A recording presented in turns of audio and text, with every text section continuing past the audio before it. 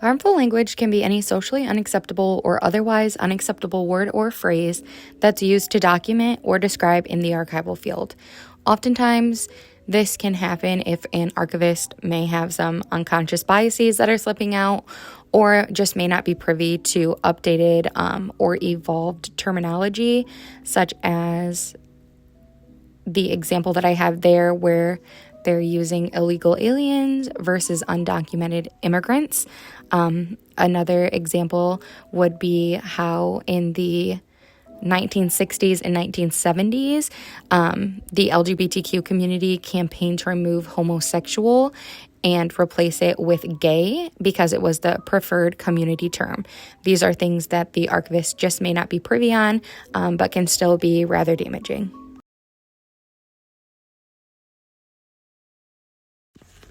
I think we all know that words definitely can and do hurt, especially in an archival setting.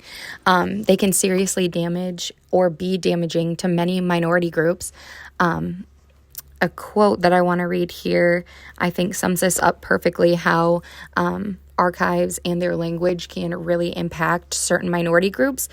Specifically, this is about the LGBTQ community.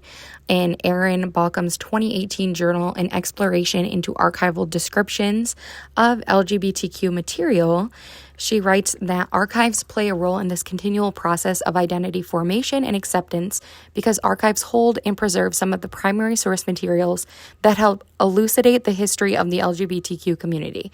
Being able to access this history helps combat feelings of isolation and contest negative perceptions and misrepresentations of the LGBTQ community. Obviously, this can definitely help in identity formation and things like this. So you can imagine the impact that seeing negative things written about you would have on anyone. When thinking of access and diversity, the previous quote kind of comes into play again. Obviously, it's not going to be very accessible to minority groups who try to, pull up records or materials where there is a lot of harmful or negative language about them, or just a lot of misrepresentation. So that definitely takes away a lot of accessibility. And then as well with diversity, if we don't really know how to describe and properly record history of those whom may be different than us, then again, our collection is going to be very sad when it comes to terms of diversity. Access and diversity are, of course, very important to mention here, as they are core values of the Society of American Archivists. So if we're not upholding these, we are going directly against our values and code of ethics. In order to mitigate the harmful language that we're seeing in archives, I'm proposing that we provide more descriptive guidelines for archivists to follow in relation to harmful language and provide anti-bias and radical empathy training. Descriptive guidelines would, of course, be great to be able to implement into archival work, just because it's obviously nice to kind of have a system of checks and balances in place, especially when it's something as important as this. The first step would obviously be acknowledging the need for reparative description. A lot of people are still kind of placing that on the back burner when it's actually quite a running problem. And Owen King's 2024 journal, he writes that we must admit that people's perspective, personalities, personal histories, and social and cultural identities influence how they compose finding aids. This statement is also reiterated in Describing Archives, a Content Standard, where it's confessed that there's a necessity for judgment and interpretation on the part of both the person who prepares the description and the institution responsible for it.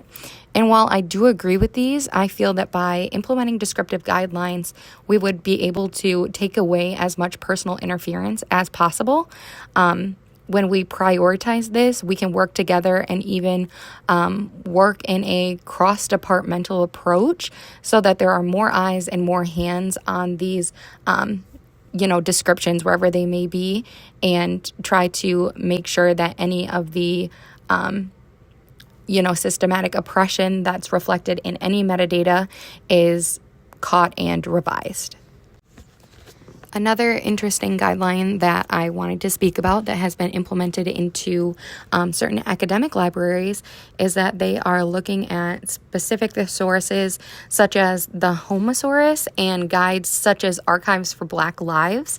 And they are creating basically their own Library of Congress subject headings that they feel are revised and more in touch with the evolution of certain minority groups, which I think would be a wonderful implementation for really any repository.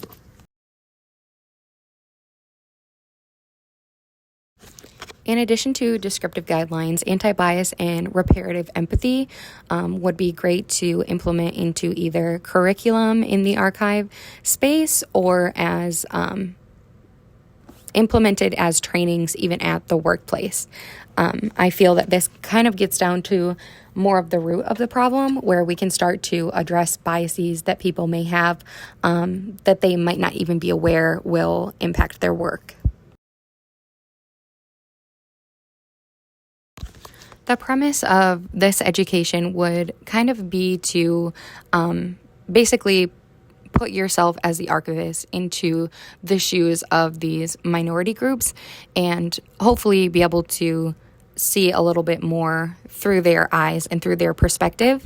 A really cool thing that Michelle Caswell speaks about in her article on radical empathy is that this idea of radical empathy was actually brought up to overcome the dominance that white males have had on the view and guidelines in archives.